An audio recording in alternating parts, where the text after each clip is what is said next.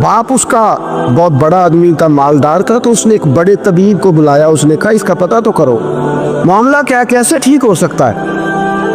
तो वो तबीब कहने लगा कि ये ना किसी से मोहब्बत करता है, जिससे मोहब्बत करता है उससे बिछड़ गया और उस गम में इस कैफियत में चला गया, दवाइयाँ शवाइयाँ असर नहीं करेंगी।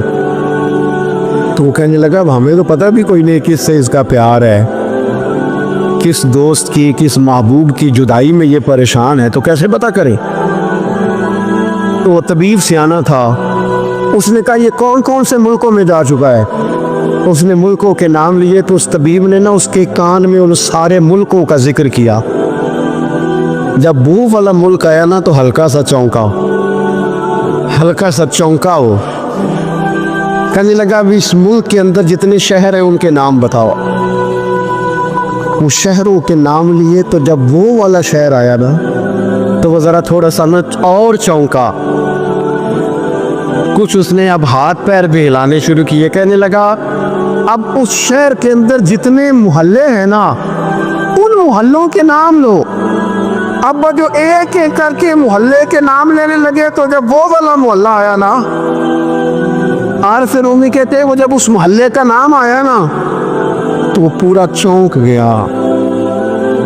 थोड़े से लोग होते थे, थोड़ी सी आबादी होती थी। उसने उसके बाप से कहा कोई तरीका इख्तियार कर, उस मोहल्ले में बसने वाले जितने लोग हैं ना उन लोगों की फहरिस्त मंगा। उस मुल्क से, उस मोहल्ले से उन लोगों की फहरिस्त आई। जब एक एक नाम बोले जाने लगे और जब नाम आया ना महबूब का तो पहले उसके हाथ कांपे, फिर उसकी नज़र फड़की, फिर उसकी आंखों में आंसू आए और फिर उसने आंखें खोल के हाथ थामा अपने बाप का और रो के कहने लगा बाबू आया है, वो यहाँ है, मुलाकात हो जाएगी। फिर समझ आ गई इसकी शिफा कहाँ है। हमारे उस्ताद साहब फरमाया करते थे और वो रो पड़ते थे ये बात करते, फरमाया करते थे मैं दुनिया का वो खुश नसीब आदमी हूँ जिसके उस्ताद दुनिया में उससे राजी गए। फरमाते थे मैं वो खुशबख्त आदमी हूँ जिसके मुर्शद दुनिया से जब गए तो मुझसे राजी गए। और कहने लगे मैं खुश नसीब आदमी हूँ जिसके वालिद दुनिया से गए तो दुआएं देते गए। और मैं वो खुशबख्त आदमी हूँ कि माँ जब जा रही थी तो मैं उसके पैरों में बैठा था, मैं वो खुश नसीब हूँ। फरमाते थे अम्मा जब दुनिया से तशरीफ़ ले गई तो मुझसे राज़ी थी। फरमाते मुझे लगता है, मुझे करम पर उम्मीद है कि रब रसूल भी मुझसे राज़ी हो जाएंगे। मुझे लगता है ये जो कबूलियत है ना, कबूलियत के वो कबूल कर ले, वो कबूल कर ले तो फिर तो बड़ी बात है। लेकिन अगर कबूलियत नहीं तो फिर तो भाई बड़े लोग हैं, बड़ी बातें हैं, बड़े आमाल। अपनी ज़िंदगी में कोशिश करें कि ऐसे अमाल किए जाएं, ऐसे काम को किया जाए जिनसे ना वो कबूल कर ले। कुछ चीज़ें वो कबूल कर लेता है। अच्छी नीयत में लपेट कर अमल किया जाए तो कबूल है, और अमल करके ना फिर उससे डरा जाए तो फिर कबूल है। फिर खौफ किया जाए कि चूँकि बारगाह बड़ी है तो फिर कबूल है। हज़रत सादी रहमतुल्लाह ने लिखा है कि एक दरवेश कहता है कि मैंने देखा कि काबे का में तवाफ़ करने गया तो रात के वक्त एक शख्स पत्थर पे सर रख के रोता है और कहता है मालिक मेहरबानी करना, मैंने 40 साल तेरी ड्यूटी की है, मैंने को 2-4 दिन की कबूल कर लेना। मैंने 40 साल तेरी नौकरी की, कबूल फरमा लेना, क़यामत में रुसवा न करना। वो शख्स कहते, बुजुर्ग कहते मैं समझा को बड़ा गुनहगार है तो मैं जाके से तसल्ली देता हूँ। मैं कहता हूँ कोई नहीं फिक्र न कर, अल्लाह बड़ा करीब है, बड़ा गुनहगार है, रो रहा है। कहते जब मैं करीब गया और मेरे कदमों की आहट उस बुजुर्ग के कानों तक गई और उन्होंने सर उठाया तो मैं तो तड़प गया। ये तो बगदाद के पीर गौसे आजम जिलानी है। अब देखो राती सारी कर कर जारी नींद अखा दी तोंदे ते फजरे ओही गुनाहगार कहावन सब तो नीवे होंदे। का मैंने 40 साल की है तेरी ड्यूटी, तेरे दीन की नौकरी, 2-4 दिन की, चल ज़्यादा नहीं, तो इसे कबूल कर लेना ताकि बात बन जाए। कबूलियत का खौफ, कबूलियत हो जाए तो अच्छी नीयतें, अच्छे इरादों के साथ नेक अमाल और कुछ चीज़ों से बचा जाए, कुछ चीज़ों से बचा जाए ताकि नेकियां ज़ाया ना हो जाए, बचा जाए। एक तो अगर जुबान बेकाबू हो ना, लफ्ज़ अगर आवारा हो, जुमले अपनी मर्जी के निकलें तो फिर नेकियां ज़ाया हो जाती। अगर बहुत बोलने की आदत हो और जो मर्जी कह देने की आदत हो और अपने गुस्से पर कंट्रोल का मिजाज ना हो तो फिर नेकियां बर्बाद हो जाती। कुछ लोग ऐसे होते हैं जो बड़े बेहतरीन काम वाले होते हैं लेकिन उनकी ज़ुबान से डर आता है, उनके जुमलों से खौफ आता है, उनसे मोहब्बत का रिश्ता होता है, ताल्लुक होता है, लेकिन उनके साथ गुजारा नहीं होता, इसलिए कि वो नेक भी हैं, नमाजी भी हैं, हाजी भी हैं, परहेजगार भी हैं, लेकिन ज़ुबान से तीर बरसाते।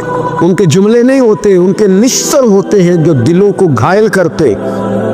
ऐसा आदमी अपनी नेकियां ज़ाया कर बैठता है। बड़े बड़े जुमले बोलना मुस्लिम शरीफ में मौजूद है। नबी अकरम सल्लल्लाहु ताला अलैहि वसल्लम ने फरमाया, एक शख्स ने कसम उठा के कहा था अल्लाह फलाने को माफ़ नहीं करेगा, तो फरमाते रब करीम ने फरमाया ये कौन है जो मेरे ऊपर कसमें उठाता है, इसे जाके कह दो। वो बज़ाहिर जिसे गुनाहगार समझ के तूने कहा था ना अल्लाह उसे माफ़ नहीं करेगा, जा इसे कह दो मैंने उसे माफ़ कर दिया है।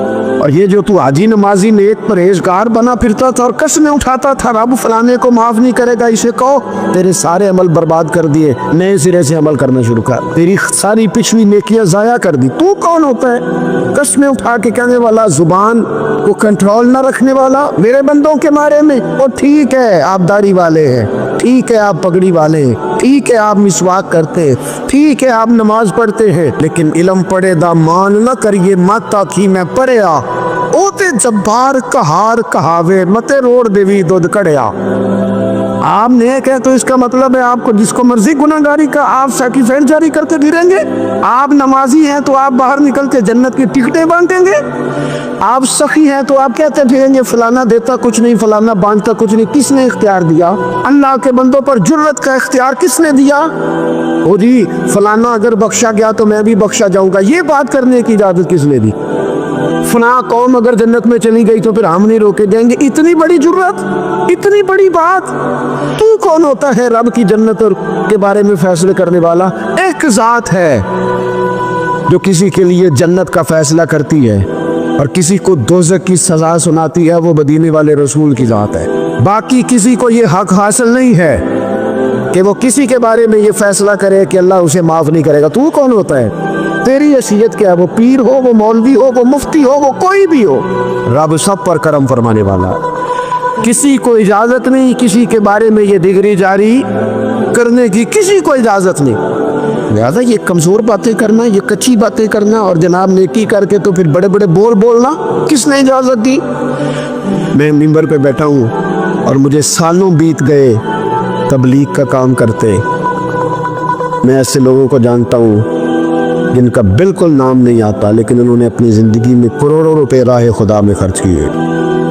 उनका कहीं जिक्र नहीं, कहीं उन्होंने तज़किरा नहीं किया, लेकिन वो हर रोज़ रात को उठ के तहज्जुद पढ़ते हैं। उन्होंने कभी किसी को नहीं बताया, लेकिन जब वो अपनी तस्बीह निकालते हैं तो उन्हें तौफीक देता है कायनात का मालिक कि पढ़ मेरे रसूल पे दुरूद पाक, और वो लाखों की तादाद में पढ़ गुजरते। उन्हें तौफीक दी है रब ने, लेकिन उन्हें अपनी ज़ुबान से ये बातें कभी बयान नहीं की। मैं जानता हूँ ऐसे लोगों को मेरे अजीज़ों, अपनी ज़िंदगी में बड़ा बोल नहीं।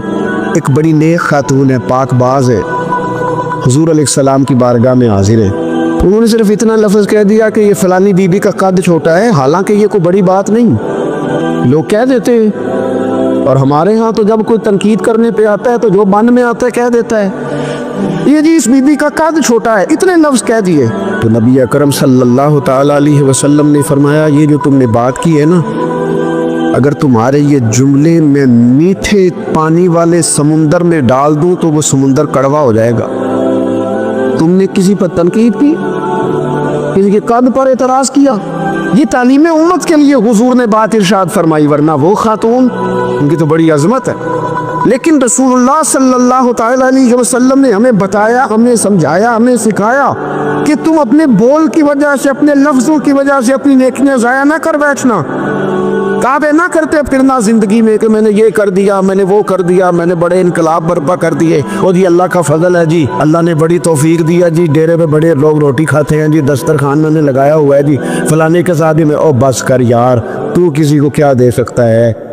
ये देख, तो देने वाला तो करीब रब है। तू 100 को दे के, 200 को दे के बताता है, वो पता नहीं किस किस को अता फरमाता है। हजरत इब्राहीम खलील अलैहिस्सलाम बगैर मेहमान के रोटी नहीं खाते थे। एक दिन मेहमान आया, ये नबियों की शान है, पैगंबरों की शान है। एक दिन मेहमान आया तो फरमाने लगे बिस्मिल्लाह पढ़। वो किसी और नजरिए का था, ना पढ़ सका, फरमाने लगे जा कहीं और रोटी खा ले, अगर नहीं पढ़ता। उठ के चला गया तो रब करीम ने फरमाया खलील कितनी उम्र हो गई इस बंदे की? मालिक बूढ़ा हो गया है। फरमाया इसने कभी मेरा नाम नहीं लिया, मैंने तो टुक्कर कभी बंद नहीं किया, मैंने नहीं कभी बंद किया, मैं तो देता हूँ, अता करता हूँ। यहाँ लोग कहते हैं जा तेरी तनख्वाह काटी गई, यहाँ लोग कहते हैं जा तेरे इतने दिन के फुला मामला खत्म हो गए, जा निकल इधर से, मैं देखता हूँ कौन तुझे रोटी पर रखता हूँ, बस कर। वल्लाहु खैरुर राज़िकीन, रिस्क देने वाला और बेहतर देने वाला मेरा रब करीम है। इसलिए बड़े जुमले नहीं, मेरे नबी अकरम सल्लल्लाहु ताला अलैहि वसल्लम ने फरमाया बेशक बड़े बोल और बुरी आदतें तुम्हारे नेक अमाल को इस तरह बिगाड़ देती है जिस तरह सिरका शहद को बिगाड़ देता है। लिहाजा मेरे दोस्तों, अमल करना है पर उसे छुपाना है, क्योंकि जिस चीज़ को बंदा छुपाता है ना, उसे कीमती समझता है। मेरा दिल करता है ना ये बात रोज़ करूँ, मुझे प्यारी बड़ी लगती है, रोज़ करूँ ये बात। पाक रसूल की पाक औलाद, इज्जत वाले नबी का इज्जत वाला घराना, इमाम ज़ैनुल आबिदीन, इतने इतने मोटे मोटे पुश्त पर निशान थे, मोटे मोटे गुस्ल दिया जा रहा था तो सारी कमर मोटे मोटे दाग। आजकल पीर का चेहरा भी नूरानी होना बड़ा ज़रूरी है ना, नूरानी होना। और हज़रत बिलाल भी बड़े ही पीर हैं, अगरचे हबशी नस्ल हैं पर बड़े पीर हैं। लिहाजा ये कुछ चीज़ें ऐसी हैं जो लोगों ने अपनी मर्जी से तय कर ली हैं। इसमें शक नहीं कि हुजूर ने फरमाया है कि जिसे देख के रब याद आए वो अल्लाह का वली है, लेकिन सिर्फ गोरे रंग देख के रब याद नहीं आता, रंग सांवला भी हो पर रब के अनवार बरस रहे हो तो रब याद आ ही जाता है। और मेरे दोस्त, ये ज़रा बात को समझना और इसे याद रखना, इतने इतने मोटे पुश्त पर निशान गुस्ल दिया जा रहा है। लोगों ने बेटे से पूछा ये हज़रत साहब को क्या है? तो वालिद वहाँ आराम फरमाया जहाँ गुस्ल दिया जा रहा है। तो इमाम बाकर रो पड़े, कहने लगे मेरे अब्बा जी ना अपनी पुश्त पर थैले रख के ना अनाज के, किसकी बात कर रहा हूँ? हुसैन इब्ने अली के बेटे, करबला में बचने वाले मेरे इमाम के एक साहबजादा पुश्त पर बोरियां रख के गरीबों के घरों में पहुंचा के आते। उस साहबजादा साहब आप कहाँ होते थे? फरमाते मैं कहता था मैं ना दे आऊँ। फरमाते थे नहीं, अगर तू दे देगा उस गरीब का मुझे नाम भी बताना पड़ेगा जिसको मैं लंगर देता हूँ। ये मेरा और मेरे रब का राज है। मैं उस माड़े बंदे को रुसवा कर दूँ जिसके से बेटी गए उसे रुसवा कर दूँ जो बेचारा समय मुझे बताते नहीं थे, बुढ़ापे तक पुश्त पर बोझ रख के उन्होंने नबी पाक की उम्मत के घरों तक पहुँचाया है। मेरे ऐसा फरमाया करते थे किसी की बेटी की शादी करानी है फिर खुद नहीं शादी पे जाना। हुजूर क्यों? फरमाने लगे बच्ची का बाप तो मौसम के पीछे ही भागता रहेगा, खुद ना जाना, बस ठीक है पीछे पीछे रहना, सामने ना आना, पीछे। मेरे दोस्त, कभी भी कोई बड़ा बोल नहीं, इससे नेकियां। और फिर एक और बात, दिल अगर साफ ना हो तो भी मालिक नेकियां कबूल नहीं करता। पाक हुए ते पाक ही मिलदा ही, ते बिना पाकू पाक नहीं मिलदा। ए सारे वजूद दे तोड़ दे नालों इको तोला है टुकड़ा दिल दा। ये जो पाकीज़गी है ना दिल की, ये ना हो तब भी नेक अमाल उसकी बारगाह में कबूल नहीं होते। नेक अमाल की कबूलियत के लिए दिल का साफ होना, कुशादा होना, खुला होना, ये भी ज़रूरी है। और मेरे रसूल पाक अलैहि वसल्लम ने फरमाया बंदा अल्लाह के सबसे करीब उस वक़्त होता है जब वो सजदे की हालत में होता है। किसके करीब होता है? अल्लाह के सबसे करीब होता है। वो बड़ा नेड़े है रब के, बड़ा करीब है, इसलिए कि वो हालत है सजदा में। वो जब सजदे करता है ना, उसकी बारगाह में जब झुक जाता है, आप जरा सजदे की कैफियत देखें ना, जुबान भी यहाँ है, आंख भी यहाँ है, कान भी, अकल भी सारी, इसने सारा कुछ रख लिया सजदे। आप वो कभी पीछे जाएं तो देहातों में कहा जाता था नाक से लकीरें निकालो, बहुत बड़ी सजा होती थी ना, नाक से लकीरें निकालो, बड़ी सजा होती थी। तो इसने कहा मालिक मुझे किसी ने कहा नहीं, पर देखना मैंने रख दी सारी अकल सजदे में, और रख के कहा क्या सुभान रब्बी यल, अल्लाह मैं पस्त हूँ तो आला, अल्लाह तू मेरा रब है और तू सबसे आला। इतना, और फरमाया जब ये इस कैफियत में होता है तो फिर अपने रब के करीब होता। कसरत इबादत नवाफत मेरे रसूल करीम अलैहिस्सलाम ने इरशाद फरमाया, हुजूर फरमाने लगे जिस घर में अल्लाह का जिक्र होता है वो घर जिंदों का है, और जिस घर में रब करीम का जिक्र नहीं होता वो घर जिंदों का नहीं है। घर ना हम ना किताबों में पढ़ते हैं कि एक बुजुर्ग कहते हैं, हज़रत फ़ज़ैल बिन अय्याज़ कहते हैं कि मैं एक गली से गुजर रहा था तो घर के अंदर किसी कारी सामने कुरान की आयत पढ़ दी, वली मन खाफ मकाम रब्बिही जन्नता, मैं तो मेरे कानों से टकराई तो अल्लाह ने मेरी काया ही पलट दी, मैं तौबा करके। अब घर के अंदर से आवाज़ आए तो सही ना तिलावत की, पर अंदर से आवाज़ आती नहीं है, डेक बजने की आवाज़ आती है, या टीवी चलने की आवाज़ आती है, या धूम मचाने की आवाज़ आती।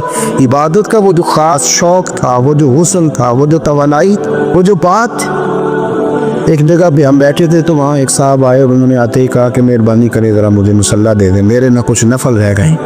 तो मैंने वज़ू कर लिया तो कोई मुसल्ला मिल जाए, मुसल्ला उन्हें दे दिया गया, वो मुसल्ला लेके चले गए। तो पीछे एक साहब ने तबसरा किया, कहने कितना रियाकार बंदा है, लोगों को दिखा रहा है कि मैं नफल पढ़ता हूँ, है कोई बात करने वाली। मैंने उसे कहा, मैंने कहा तू मेहरबानी करना, इस तरह की रियाकारी तू भी कर, पकड़ मुसल्ला और जा तू भी थोड़ी रियाकारी करके आ, उठ जरा। शुक्र कर को ये रियाकार भी मिला है, कोई नफल पढ़ के रियाकारी कर रहा है। अल्लाह का मैं कहता हूँ को पढ़े तो सही नहीं, यार ये को दौर है नफल पढ़ने का, इसमें तो लोगों का मिजाज ही नहीं, तबीयत ही नहीं। मैंने कहा चल मेहरबानी कर, ये ले मुसल्ला, तू भी जा थोड़ी सी रियाकारी करो तो सही ना, मिजाज ही नहीं। ज़ौक़ जुम्मे की नमाज पढ़ के जो दुनिया में भागती है, ओहो हो, पता नहीं कौन सी पीछे आग थी जो बुझाई जाएगी। और आज तक लोग मसला पूछ रहे हैं कि जुम्मे की बाद वाली सुन्नतें कितनी होती है। मैंने कहा कितने साल हो गए जुम्मा पढ़ते, कितने साल हो गए, अभी तक सुन्नतों का नहीं पता, अभी तक ने इल्म के पहले कितनी रखते हैं, बाद में कितनी रखते हैं। फजर की सुन्नतें कब पढ़नी चाहिए, सुनो फजर की सुन्नतों के बारे। मेरे रसूल करीम सैयद आलम सल्लल्लाहु ताला अलैहि वसल्लम से एक सहाबी ने पूछा था, हुजूर मेरी फजर की सुन्नतें रह गई या रह जाती हैं तो हुक्म क्या है, क्या अंदाज है हुजूर का। बुखारी मुस्लिम के लफ्ज़ सुनो, हुजूर सैयद आलम सल्लल्लाहु अलैहि वसल्लम फरमाने लगे, उसने क्या पूछा था, हुजूर जवाब क्या देते हैं, फरमाया फजर की सुन्नतें कभी ना छोड़ना, फजर की पहली दो सुन्नतें कभी ना छोड़ना। या रसूल अल्लाह सल्लल्लाहु ताला अलैहि वसल्लम मेरी रह गई या रह जाती हैं, फरमाया फजर की दो सुन्नतें ना छोड़ना, फरमाया फजर की पहली दो सुन्नतें मुझे दुनिया और दुनिया के अंदर जो कुछ है वो सबसे ज्यादा प्यारी है। फजर की दो सुन्नतें दुनिया और दुनिया में जो कुछ है मुझे वो सबसे ज़्यादा प्यारी है, इसलिए फजर की सुन्नतें न छोड़ के। नबी पाक सल्लल्लाहु अलैहि वसल्लम ने फरमाया तुम्हें पता चल जाए ना पहली सफ का सवाब कितना है, तुम कुरान अंदाजी करो। उम्र की कुरान अंदाजी का तो पोस्टर छपता है, तो ये वाली कुरान अंदाजी का होनी चाहिए कि नहीं। हुजूर ने फरमाया तुम्हें पता चले कि इसका सवाब कितना, तो तुम कुरान अंदाजी करो, तुम कुरान डालो। जब आप नमाज पढ़ रहे होते हैं, जब आपका मुसल्ला आबाद होता है, सलाहुद्दीन अय्यूबी एक बुजुर्ग से मुलाकात हो गई, बैतुल मक़दस पर कब्जा था ईसाइयों का। तो सलाहुद्दीन बड़े परेशान थे। वो बाबा जी कहने लगे पुत्र क्या हुआ, कहने लगे हुजूर पता चला है दुश्मन के दो बहरी बेड़े असला लेके आ रहे, मुसलमान पहले ही कमज़ोर हैं, और अब अगर दो बहरी बेड़े और आ गए तो हुजूर मसला बन जाएगा। तो मैं परेशान हूँ कि किस तरह ये कम मसले वाली हमारी फ़ौज है कैसे मुकाबला करेगी। तो बाबा जी कहने लगे पुत्र इस तरह करना, आज रात तू भी दुआ करना और मैं भी करूँगा, तू भी दुआ करना, आप नाराज़ ना होना। हम तो पीरों वाले, हम तो पीरों के नौकर गुलाम हैं, हमारा तो गुजारा ही नहीं, हमें तो मिलता है सारा कुछ वहाँ से। पर मेरा सवाल ये है कि तवीज़ लेने जाते हो नफल क्यों नहीं पढ़ते, रात अल्लाह अल्लाह क्यों नहीं करते। ये भी तो हमारे बुजुर्गों का ही तरीका है, उन्होंने तो हमें सिखाया है। सलाहुद्दीन अयूबी से बुजुर्गों ने कहा कि रात आज में अल्लाह अल्लाह करना, तो मैं तेरे लिए दुआ करूंगा, तू भी दुआ करना। तो बंदा जब दुखी होता है तो सजदा करता है, तो फिर ही तो मुसल्ला भीग जाता है, फिर ही तो मज़ा आता है। सुखी बंदा तो काबे जाके नहीं रोता। दुखी थे, तकलीफ थी, तो सर रखा सजदे में तो तड़प कर। और वो बाबा जी कहते हैं मैं मस्जिद आया तो सलाहुद्दीन चीखे मार के रो रहा था और कह रहा था मालिक मैं कोई अपनी शान के लिए तो नहीं ना लड़ रहा, अल्लाह को मैं कोई कब्जों के लिए तो नहीं लड़ रहा, मालिक तेरे लिए लड़ रहा हूँ, मुझे बेआबरू ना करना, मेरी मदद फरमाना। कहते मैं आया था कि मस्जिद में दुआ करूँगा, पर सलाहुद्दीन अयूबी को रोते देखा तो मैं लौट गया। तो सवेरे सलाहुद्दीन मिले तो बड़े खुश थे। मैंने कहा पुत्र क्या हुआ? कहने लगे हुजूर वो बैरी बेड़े दो आ रहे थे ना असला लेके, दोनों डूब गए, पानी में डूब गए। तो बाबा जी कहने लगे सलाहुद्दीन वो पानी में नहीं डूबे, वो तेरे आंसुओं में डूब गए, वो गरक हो गए। वो जो तूने मुसल्ला बात किया तो वो तेरे आंसुओं में डूब गए, वो गरक हो गए। वो तबाह इतने कीमती थे, तेरे आंसू के बहा ले गए दुश्मन के बैरी पेड़ों को। मेरे भाई ठीक हो गया। मेरे अजीज समझ लें इस बात को हमेशा की, और इस पर गौर करने अच्छे तरीके से कि मेरे रसूल करीम सैयद आलम सल्लल्लाहु अलैहि वसल्लम ने ना हमारी तवज्जो दिलाई, हुजूर ने हमें बतलाया, हमारा ज़ौक़ बढ़ाया इबादत की तरफ। एक सहाबी थे हज़रत अबू फातिमा रदी अल्लाह ताला अन्हा, ये तिरमिज़ी शरीफ की हदीस है। नबी पाक अलैहिस्सलाम ने फरमाया अबू फातिमा क़यामत के दिन मुझसे जल्दी मिलना चाहते हो कि देर के साथ? तो कहने लगे हुजूर कौन होगा जो देर से मिलना चाहे? क़यामत के दिन आपसे जल्दी मिलना है। तो नबी पाक अलैहिस्सलाम ने फरमाया फिर इस तरह करना, दुनिया में रह के सजदे ज़्यादा करना, फिर सजदे ज़्यादा करना, क़यामत में मुलाकात जल्दी हो जाए, कुर्ब मिलेगा तुम्हें। अपने बच्चों के अंदर देखिए ना, हम शौक़ पैदा करते, हमें सही लफ्ज़ नहीं बोलने आते, पर हम बच्चों में शौक़ पैदा करते हैं कि पुत्र डॉक्टर बन जाएगा तो बड़ा नफ़ा करेगा, तो लोगों की खिदमत करेगा, मुल्क व मिल्लत की खिदमत करेगा, तेरे अब्बा का नाम रोशन होगा, तेरे दादा की तारीफ़ें होंगी। हम ये ज़ौक़ पैदा करते हैं। हम अपने नौजवानों के अंदर ये फ़िक्र पैदा करते हैं, उन्हें हम समझाते हैं कि मियाँ जब तुम पढ़ोगे, मेहनत करोगे तो फलां आदमी की तरह तुम्हारा नाम होगा। ये जितना ज़ौक़ हम बच्चों के अंदर इन चीज़ों का पैदा करते हैं, हमें हुक्म है किसी तरह हम ज़ौक़ पैदा करें कि पुत्र नमाज पढ़ेगा तो अल्लाह राज़ी हो जाए, तो सजदा करेगा। देखे ना मेरे रसूल करीम अलैहिस्सलाम ने फरमाया 60 साल के बच्चे को मस्जिद लेके जाओ, यानी उसे शौक दिलाओ, उसके अंदर ये खासियत पैदा करो कि उसका दिल करे मस्जिद में जाने, उसके अंदर ये खुसूसियात लाओ कि वो हमारे यहाँ ना हर चीज़ को प्रमोट किया जा रहा है, हर चीज़ यानी सुर संगीत सिखाने के लिए अकेडमियाँ बन गई, हर शय प्रमोट हो रही है। इबादत का जज्बा कम होता जा रहा, अल्लाह अल्लाह का ज़ौक़ हमारे अंदर नहीं रहा। और इतना मुश्किल हमने अपने लिए बना लिया है कि वो बंदा जो बड़ी ज़बरदस्त मज़हबी गुफ्तगू कर रहा था और तगड़ी बात कर रहा था, क्या बात है, नमाज के बारे में कमज़ोरी दिखा जाता है, नवाफल के बारे में वो चुपके से निकल जाता है। इमाम अहमद बिन हम्बल रहमतुल्लाह ताला अलैह, मुस्नद इमाम अहमद बिन हम्बल 14 जिल्दों में है मार्केट में, और मुझे तो खैर पसंद ही बड़ी, मैंने कई दफ़ा पढ़ी है। और क्या बात है इमाम अहमद बिन हम्बल, कैसे तगड़े किस्म के मुहद्दिस थे और अल्लाह ने कितना उन्हें एजाज़ अता फरमाया हुआ। ये कोड़े भी खाते थे दीन की खातिर, सारा कुर्ता लहू से बाहर भी जाया करता, बड़ा एजाज़ वाला शख्स थे, बड़े एजाज़ वाले। हदीसें जमा करना, हदीसें लिखना, हदीस पढ़ाना, सारा दिन रहते थे। कह सकते थे कि मैं कर तो रहा हूँ काम, और हदीस भी मौजूद है कि आलिम आबिद से अफसल होता है, पर इसके बावजूद इमाम अहमद बिन हम्बल रहमतुल्लाह अलैह 300 नफल फ़र्ज नमाजों के अलावा पढ़ा करते, 300 नवाफिल रोज़ पढ़ा करते थे। उनके बेटे ने कहा अब्बा जी मकान खरीदना है, तो मुझे कहा कहाँ करके लूँ, बहुत सारी आबादियाँ, तो फरमाया पुत्र वहाँ लेना जहाँ मस्जिद करीब हो। मेरे रसूल करीम सैयद आलम सल्लल्लाहु अलैहि वसल्लम इतना पसंद करते मस्जिद को, इतना पसंद करते नमाज को कि रसूल करीम सल्लल्लाहु अलैहि वसल्लम तहज्जुद की नमाज भी पढ़ते, कर हुजूर फजर की नमाज भी पढ़ते, नबी पाक वितर को अलग करके पढ़ते, शाह के साथ नहीं पढ़ते। ये तो हमें से ये इजाज़त दी हमारे बुजुर्गों ने कि बाद में उठेगा कौन अलहदा वितर पढ़ने के, इशा के साथ पढ़ वितर पढ़ते, तहज्जुद पढ़ते, फजर पढ़ते, इशराक पढ़ते, चाश पढ़ते, फिर मगरिब की नमाज के बाद 6 रकात अवाबीन पढ़ते, फिर रात को सलातुल लैल पढ़ते। सैयदा आयशा सिद्दीक़ा कहती है ज़माना सो जाता और मेरे रसूल मुसल्ला बिछा के खड़े हो जाते, और यार खेती बाड़ी करके नहीं, मेहनत मजदूरी करके नहीं। जनाब आयशा कहती है मैं ये भी देखती कि हुजूर एक आयत शुरू करते तो सारी रात उसी को पढ़ते, और मेरी नज़र जाती तो कदम मुबारक पे वरम आ जाता। यार नमाज पढ़ पढ़ के, इतनी मुशक्कत करके, इतनी जद्दोजहद करके वरम आ गया। यार सुल्ला इतनी मेहनत क्यों करते हो? फरमाया फला खूना अब्दुल शुकूरा, क्या मैं अपने रब का शुक्रगुजार बंदा ना बनूं? सहाबा का ज़ौक़ इबादतों का, रियाजतों का, दिलावतों का, तबीयत है उनकी। वो एक दूसरे को, हज़रत मौला अली शेर खुदा करमल्लाहु ताला वजहुल करीम के ज़माने में रूम के बादशाह ने कहा यार ये मुसलमानों का पता तो करो, ये आखिर क्यों इतने ज़्यादा मुजाहिद हैं। उस ज़माने में जासूस भेजने का मिजाज था, अब तो जासूस पकड़ा जाता है, अब तो जासूस है। और जासूसी का शौक़ वैसे आज भी है। अर्ज़ करूँ थोड़ी सी बात इस उन्वान से, पता क्या हमारा मसला है, हम जहाँ जाते हैं ना वहाँ थोड़ी खुशबू सूंघने की कोशिश करते हैं। वो क्या है तो ये क्या है तो इधर क्या है तो थोड़ा सा उधर क्या है। मेरे रसूल पाक पढ़िए दुरूद शरीफ, सारे पढ़िए ज़रा ज़ोर से, सल्लल्लाहु ताला। नबी पाक अलैहिस्सलाम ने फरमाया जासूसी ना करना वरना तुम बंदों को ख़राब कर दो, और फरमाया इस तरह ना हो कि तुम किसी के आप खोल निकलो तो तुम्हारे पहले खुल जाएं।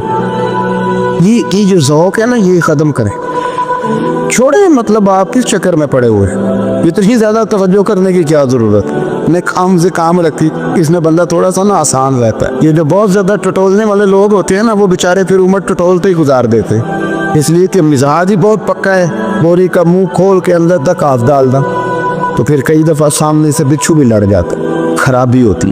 तो जासूसी की जाती थी, उसने भी जासूस भेजे क्योंकि कबीलों के लोग थे, कुछ मुस्लिम कुछ काफिर, पहचाने नहीं जाते थे लोग, तो कुछ लोग उसने भेजे। उन्होंने आके ना तहकीक की, रिसर्च करी कि आखिर माजरा क्या है। तो वापस जाकर उन्होंने रिपोर्ट दी ना रूम के बादशाह को। उस रिपोर्ट का एक जुमला बड़ा शानदार है, वो कहने लगा बादशाह हमें मुसलमानों की कोई समझ नहीं आई, हमें कोई समझ नहीं आई। उन्होंने कभी क्यों नहीं समझ आई? कहने लगे यार अजीब बंदे हैं, जब रात मुसल्ले पे बैठते हैं तो यूँ लगता है इनका दुनिया से रिश्ता ही कोई नहीं, कोई किसी को नहीं जानता, कोई अपने दुख सुना के रो रहा है, कोई अपनी बात करके रो रहा है, लगता है कि इनके कोई रिश्ता है ही नहीं जो मुसल्ले पे बैठते हैं।